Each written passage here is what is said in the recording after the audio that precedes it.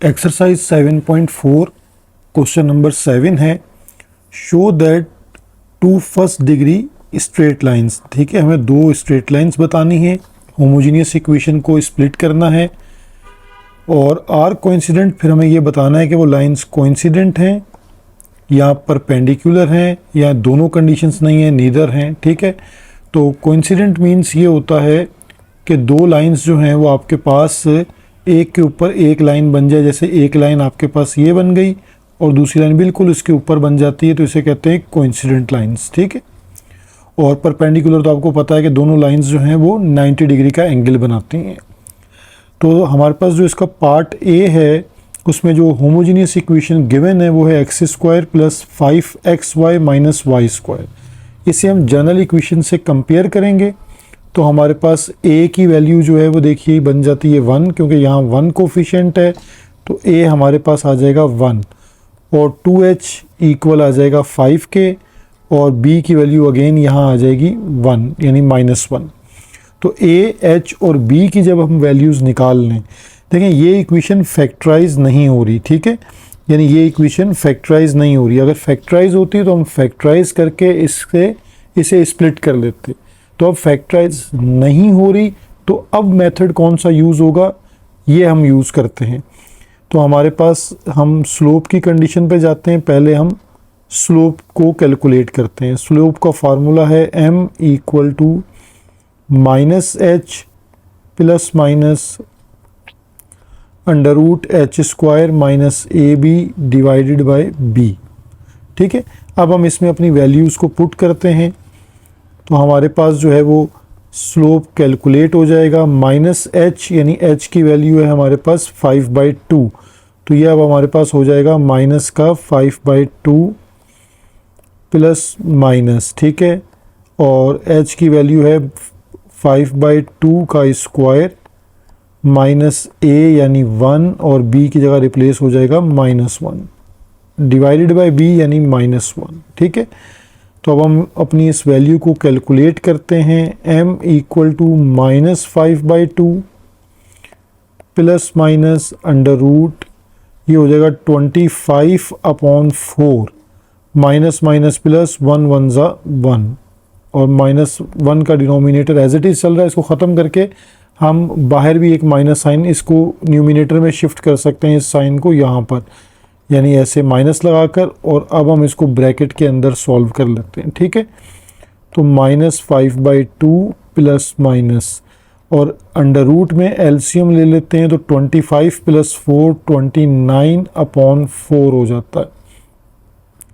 और यहाँ से अब हमारे पास ये बन जाता है -5/2 plus minus under root 29 remain same और 4 का स्क्वायर रूट हो जाएगा 2। और अगर हम इसका अब एलसीएम ले लेते हैं तो हमें फाइनली हमारे स्लोप मिल जाएंगे -5/2 -5 प्लस माइनस अंडर रूट 29 और ये अब हमने एलसीएम ले लिया डिवाइडेड बाई 2। अब इसको हम m1 और m2 यानी प्लस वाले को हम स्प्लिट कर लेते हैं m1। तो m1 हमारे पास आ जाएगा -5 प्लस अंडर रूट 29/2। ठीक है, इसी तरह m2 हमारे पास आ जाएगा -5 माइनस अंडर रूट 29/2। ठीक है, अब हम माइनस साइन से साइन को चेंज कर सकते हैं तो m1 हमारे पास आ जाएगा minus minus plus 5 minus plus minus हो जाएगा रूट 29/2। इसी तरह m2 हमारे पास आ जाएगा minus minus plus 5 minus minus plus under root 29/2। अब जब दोनों स्लोप्स आ जाएं हमारे पास तो अब हमने लाइंस कैसे हासिल करनी है। ठीक है, अब हमारे पास जो लीनियर इक्वेशंस बनेंगी, linear equations which passes through origin, जो हमेशा ओरिजिन से पास होती हैं, विच पासिस थ्रू ओरिजिन। ठीक है,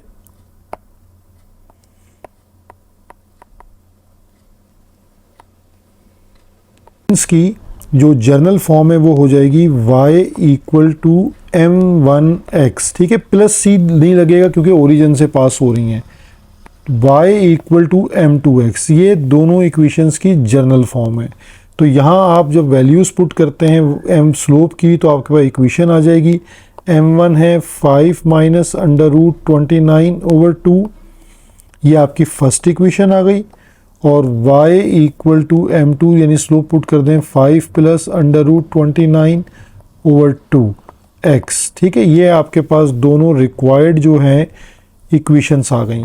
ये मेथड आप तब यूज़ करेंगे जब आपकी गिवन इक्वेशन फैक्टराइज नहीं होती। तो होमोजेनियस इक्वेशन से दो इक्वेशंस कैसे बनाएंगे, ये वो मेथड हमने यूज़ किया। नेक्स्ट हमें वो कहता है कि लाइंस परपेंडिकुलर है या नहीं। तो देखें हमारे पास a की वैल्यू है 1 और b की वैल्यू है -1। परपेंडिकुलर टेस्ट यानी परपेंडिकुलर कंडीशन है a plus B equal to 0। तो यहाँ a की वैल्यू पुट कर दें 1 और b की वैल्यू है -1। तो ये देखें टेस्ट ट्रू हो जाता है, 0 इक्वल टू 0, ये हो गया टेस्ट आपके पास ट्रू।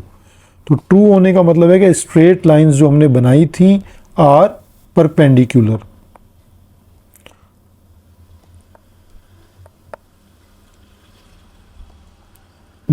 क्वेश्चन नंबर जो 7 और उसका पार्ट बी है, इसमें जो गिवन होमोजीनियस इक्वेशन है ये फैक्टराइज हो रही है।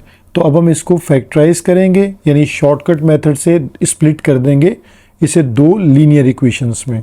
तो ये हमारे पास इक्वेशंस गिवन थी, ठीक है। हमने उसको जर्नल इक्वेशन के साथ कंपेयर भी करना है। तो ये देखें जर्नल इक्वेशन मैंने लिखी हुई है ax² plus 2hxy plus by²। तो a की वैल्यू हमारे पास 2 हो जाती है, ठीक है। ये a की वैल्यू आ गई 2 और यहाँ xy का कोफिशिएंट 1 है, ठीक है। तो यानी 2h जो है वो इक्वल हो जाएगा -1 के, ठीक है। ये चीज़ होगी कंडीशन। और y का अगेन कोफिशिएंट यहाँ 1 है, तो ये b इक्वल टू आ जाएगा -1। तो ये a, h और b की वैल्यूज़ आ गई। अब हमने जो गिवन इक्वेशन थी इसे हम फैक्टराइज करते हैं, ठीक है। ये देखिए मैंने इसको स्प्लिट कर दिया। अब हम इसमें से कॉमन लेते हैं, ठीक है। ये आपके पास फर्स्ट टू टर्म में से कॉमन क्या आ रहा है 2x और ब्रैकेट में आ जाएगा x माइनस वाई प्लस फिर हमारे पास जो है वो लास्ट की जो दो टर्म्स हैं इनसे हम कॉमन ले लेते हैं y और ब्रैकेट में आ जाएगा x minus Y equal to 0। तो ये हमारे पास जो है वो दो लीनियर इक्वेशंस आ गई यानी लाइन L1 और लाइन L2। तो ये बहुत शॉर्टकट हो जाता है अगर टर्म आपके पास गिवन होमोजेनियस इक्वेशन फैक्टराइज हो जाए। अब हम इसका टेस्ट करते हैं परपेंडिकुलर। तो इसलिए हमने a, h और b की वैल्यूज़ निकाली थी। तो अब इसका परपेंडिकुलर टेस्ट करते हैं। a की वैल्यू है 2 प्लस और b की वैल्यू है -1 इक्वल टू 0। तो ये आ जाता है 2 - 1 1 not equal to 0। It means कि लाइंस आर नॉट परपेंडिकुलर। ये वाला टेस्ट हमारा फेल हो गया। अब हम करते हैं कोइंसिडेंट लाइन का टेस्ट, ठीक है। कोइंसिडेंट लाइन के टेस्ट के लिए डिस्क्रिमिनेंट जो होता है उसकी वैल्यू को 0 आना चाहिए यानी h² माइनस ab की वैल्यू को 0 होना चाहिए। तो हम डिस्क्रिमिनेंट को चेक कर लेते हैं। डिस्क्रिमिनेंट है h² माइनस ab, ये होमोजेनियस इक्वेशन का डिस्क्रिमिनेंट है। तो h की वैल्यू है -½ उसका स्क्वायर माइनस a है 2 और b है -1। तो इसको सिंप्लीफाई करते हैं, ये हो जाएगा 1/4 माइनस माइनस प्लस 2 1 ज़ा 2।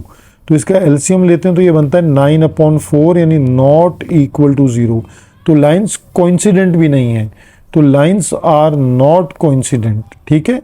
दूसरी कंडीशन भी फेल हो गई। तो रिजल्ट हमारा क्या बनेगा, lines are neither coincident nor perpendicular, ठीक है। यानी जो गिवन लाइंस हैं हमारे पास वो ना परपेंडिकुलर हैं और ना ही कोइंसिडेंट हैं, ठीक। ये क्वेश्चन भी यहाँ कंप्लीट हो गया। चैप्टर नंबर 7 और एक्सरसाइज 7.4 का एक और इम्पॉर्टेंट क्वेश्चन है, क्वेश्चन नंबर 8 पेपर में मोस्ट इम्पॉर्टेंट क्वेश्चंस में से एक है ये। तो इसको अच्छे से समझिए। क्वेश्चन नंबर 8 में हमसे कहता है फाइंड अ जॉइंट इक्वेशन। तो जॉइंट इक्वेशन यानी होमोजेनियस इक्वेशन का ऑल्टरनेट नेम है। और पासिंग थ्रू द ओरिजिन, हमें पता है कि वो ओरिजिन से पास होती हैं, जो लाइंस होती हैं वो ओरिजिन से पास होती हैं। हमें जस्ट जो है वो परपेंडिकुलर लाइन फाइंड आउट करनी है, उस जॉइंट इक्वेशन को परपेंडिकुलर में चेंज करना है। कह रहा है perpendicular to the line represented by, यानी हमें एक जॉइंट इक्वेशन फाइंड करनी है जो गिवन इक्वेशन के परपेंडिकुलर है, ठीक है। तो इसका एक इजी वे है, वरना इसके ऑल्टरनेट बहुत सारे मेथड्स हैं, लेकिन एक इजी वे मैं आपसे डिस्कस कर रहा हूँ। हमारे पास जो गिवन इक्वेशन है हम उसको जो है वो कंपेयर कर लेते हैं अपनी जनरल फॉर्म से, तो ए, एच और बी की वैल्यूज़ हमारे पास आ जाएंगी। इसके बाद हमारे पास स्टेप ये होता है कि हमने इसका एक फार्मूला पढ़ा है सम ऑफ स्लोप्स का, m1 प्लस m2, ये सम ऑफ स्लोप्स का फार्मूला है। ये होता है -2h अपॉन b, ठीक है। यहाँ पे आप -2 और h की वैल्यू है -7/2 देन डिवाइडेड बाय 2, ठीक है। ये 2 से 2 कैंसिल, माइनस माइनस हो जाएगा प्लस, तो ये हो जाएगा 7/2, यानी sum of slopes m1 plus m2 equal आ जाएगा 7/2। अब हमने सेम इसमें एक प्रोडक्ट ऑफ जो स्लोप्स है उसका फार्मूला यूज़ करना है, m1 m2 equal to a upon b। तो a की वैल्यू है 2 और b की वैल्यू है 3, तो हमारे पास यहाँ पर m1 m2 की प्रोडक्ट आ जाएगी 2/3। अब आप जॉइंट इक्वेशन को अगर समझें कि जॉइंट इक्वेशन क्या होती है, ठीक है, पहले इस स्टेप को समझें फिर आपको कॉन्सेप्ट क्लियर हो जाएगा। जॉइंट इक्वेशन हम कैसे बनाते हैं, देखिए हमारे पास इक्वेशन होती है y equal to m1x, plus c हट जाता है ओरिजिन की वजह से, and y equal to m2x, ये दो इस लाइंस होती हैं जो होमोजीनियस से स्प्लिट होकर लीनियर लाइंस बन जाती हैं। अब इस इक्वेशन को मैं लिख सकता हूँ y माइनस m1x और इसे लिख सकता हूँ y माइनस m2x, दोनों इक्वल टू 0 हो जाएंगी, ठीक है। अब जॉइंट इक्वेशन इसको कहते हैं कि हम इन दोनों को एज प्रोडक्ट लिखें और इक्वल टू 0 कर दें, यानी y माइनस m2x, ठीक है। ये है जॉइंट इक्वेशन। अब इसको परपेंडिकुलर में चेंज करना है, तो ये बहुत इजी टेक्निक हो जाएगी। जब आप इसको परपेंडिकुलर में चेंज करते हैं तो आपको जस्ट क्या करना होगा कि ये जो हमारा स्लोप है इसको हमने परपेंडिकुलर में चेंज करना है, ठीक है। मैं अगर इसको 4 परपेंडिकुलर, यानी मैं दोबारा से आपको इसकी एक वर्किंग बताता हूँ, मे बी उससे आपका कॉन्सेप्ट और इन्हेंस हो जाए। 4 परपेंडिकुलर, ठीक है। हम दोबारा यही वाली इक्वेशन यूज़ करते हैं, ये जो हमने यूज़ की है, अब इसको परपेंडिकुलर में चेंज करते हैं। तो परपेंडिकुलर में कैसे चेंज करेंगे इसको, कि इसके स्लोप को, ये जो गिवन इसका m1 स्लोप है, इसको आप रेसिप्रोकल करें और इसका साइन चेंज कर दें। तो यानी इस 4 परपेंडिकुलर में ये हो जाएगा y इक्वल टू m1 का रेसिप्रोकल क्या होगा 1/m1, और अब इसका साइन चेंज कर दें। ये परपेंडिकुलर के लिए ये कंडीशन यूज़ होती है m1 m2 इक्वल टू -1। अब ये x एज इट इज़ है, एंड सेम काम आप दूसरी इक्वेशन पे अप्लाई कर दें कि 1/m2 कर दें, उसको साइन चेंज कर दें और x। अब आपने इसको परपेंडिकुलर बना लिया। अब हम इसको सिंप्लीफाई करते हैं तो ये हो जाएगा m1y इक्वल टू -x, और ये हो जाएगा m2y equal to -x। x को भी लेफ्ट हैंड साइड पे शिफ्ट कर दें तो ये हो जाएगा m1y plus x equal to 0, और ये हो जाएगा आपके पास m2y plus x equal to 0। ये अब आपके पास परपेंडिकुलर फॉर्म है। इसको जॉइंट फॉर्म में लिख लें m1y प्लस x और m2y प्लस x। इसे आप मल्टीप्लाई करवाइए ताकि जॉइंट इक्वेशन सॉल्व हो जाए। तो ये आपके पास बन जाएगा मल्टीप्लाई होके m1 m2y स्क्वायर, ये टर्म इससे मल्टीप्लाई हो गई। देन ये x से मल्टीप्लाई कर दें तो ये हो जाएगी m1xy। अब इसको मल्टीप्लाई कर दें तो ये हो जाएगी m2xy, then x into x कर दें तो x स्क्वायर, ठीक है। अब आप यहाँ से देखें तो आपको xy कॉमन नज़र आ रहा है, तो m1 m2y square as it is, यहाँ पर m1 प्लस m2 कॉमन हो गया, यानी xy उसमें से कॉमन ले लिया और x स्क्वायर। अब आप ये देखिए कि मैंने आपको ये शुरू में दोनों वैल्यूज़ निकलवा दी थी कि m1 m2 प्रोडक्ट की वैल्यू क्या आएगी और सम ऑफ स्लोप्स की वैल्यू क्या आएगी। ये दोनों वैल्यूज़ हम यहाँ पुट कर देते हैं। देखिए हमारे पास जो सम ऑफ स्लोप्स की वैल्यू थी वो थी 7/2 और प्रोडक्ट की वैल्यू है 2/3, यानी हमारे पास जो प्रोडक्ट है इसकी वैल्यू है 3/2 वाई स्क्वायर और प्लस ये है 7/2 X Y plus X square equal to 0। ये वैल्यूज़ हमने पुट कर दी, ठीक है। अब हम अगर इसका एलसीएम ले लेते हैं तो एलसीएम के बाद ये हो जाएगी 3y square plus 7xy plus 2x square equal to 0। तो 2 मल्टीप्लाई होके 0 ख़त्म हो जाएगा। इसको अरेंज करके लिख लें, ये आपके पास रिक्वायर्ड परपेंडिकुलर इक्वेशन बन जाएगी, यानी जॉइंट परपेंडिकुलर इक्वेशन, ठीक है, जो रिक्वायर्ड की गई थी। तो ये हमारे पास रिक्वायर्ड इक्वेशन बन गई। पार्ट बी है, अगेन सेम कंडीशन है, perpendicular to the line represented by, यानी हमें एक जॉइंट इक्वेशन गिवन है, हमने उसको परपेंडिकुलर में चेंज करना है। तो जो हमारे पास गिवन इक्वेशन है हमने उसको एज इट इज़ लिखा और कंपेयर करेंगे जर्नल इक्वेशन से तो ए, एच और बी की वैल्यूज़ हमें मिल जाएंगी। तो हमारा पहला स्टेप यहाँ ये था कि हम इसमें स्लोप्स को फाइंड आउट करते हैं, ठीक है।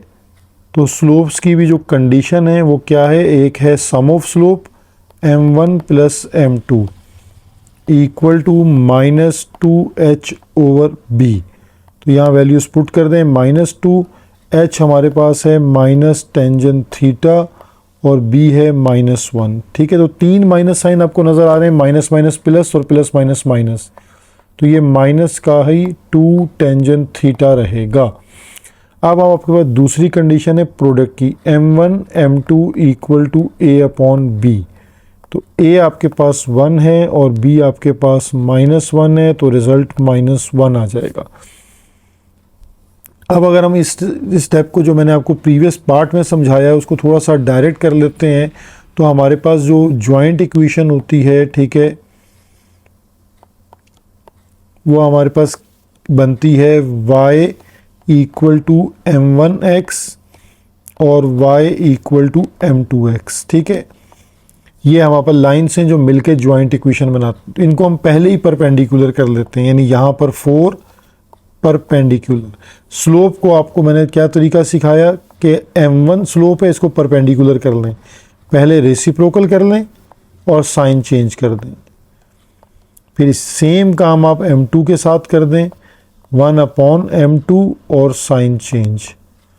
अब आपके पास ये हो जाएगा m1y इक्वल टू -x, इसी तरह m2y इक्वल टू -x।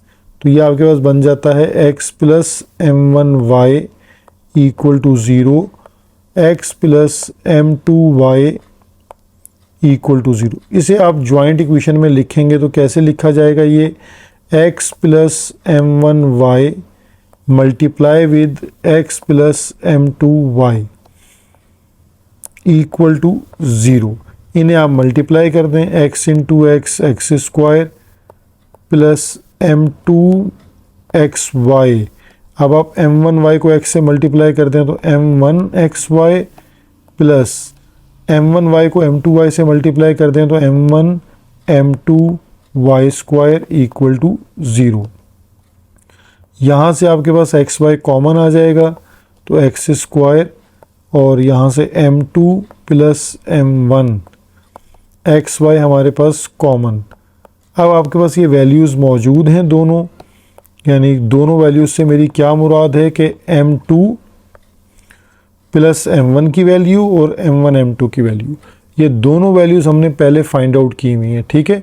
तो ये वैल्यूज़ हम यहाँ पुट कर देंगे।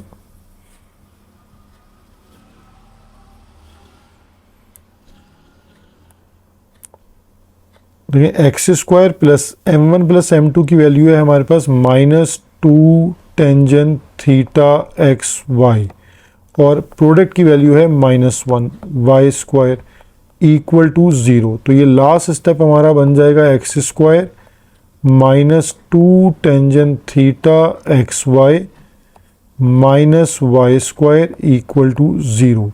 ये रिक्वायर्ड परपेंडिकुलर जॉइंट इक्वेशन हमें मिल गई।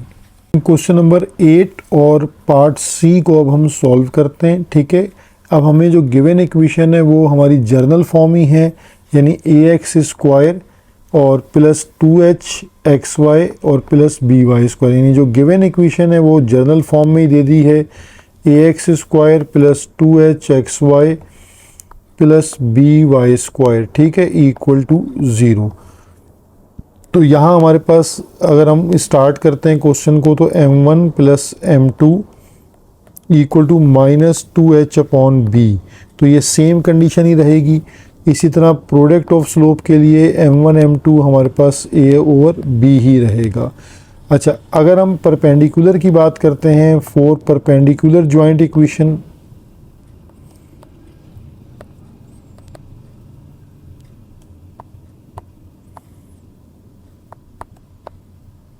देखिए मैंने ये 2 दफ़ा आपको प्रीवियस पार्ट में सॉल्व करके बताई है कि इसकी हमारे पास वैल्यू आ रही होती है। जो जॉइंट इक्वेशन हमने सॉल्व की है उसकी देखें, ये आप अगर प्रीवियस उसमें देखें तो x² यानी ये वाली कंडीशन जो है वो यूज़ करेंगे आप, ये डायरेक्ट कंडीशन यूज़ हो जाएगी, यानी x² से आप स्टार्ट कर लीजिए इसको, x² प्लस m1 m2 और xy और प्लस हमारे पास क्या आ जाती है, ये प्रोडक्ट आ जाती है m1 m2 की और m1 m2 y²। ठीक है, इसमें आप अपनी वैल्यूज़ को पुट कर दीजिए, यानी x² प्लस m1 m2 की जगह हमारे पास आ जाएगा -2h/b xy और m1 m2 हमारे पास है a/b y² इक्वल टू 0। तो यहाँ आप अगर इसका एलसीएम ले लेते हैं b, तो ये बन जाएगा bx² minus 2hxy plus ay² equal to 0। तो b मल्टीप्लाई बाय 0 के ख़त्म हो जाएगा, तो ये bx² minus 2hxy plus ay² हमारे पास रिक्वायर्ड जो है वो परपेंडिकुलर जॉइंट इक्वेशन आ गई। ठीक है।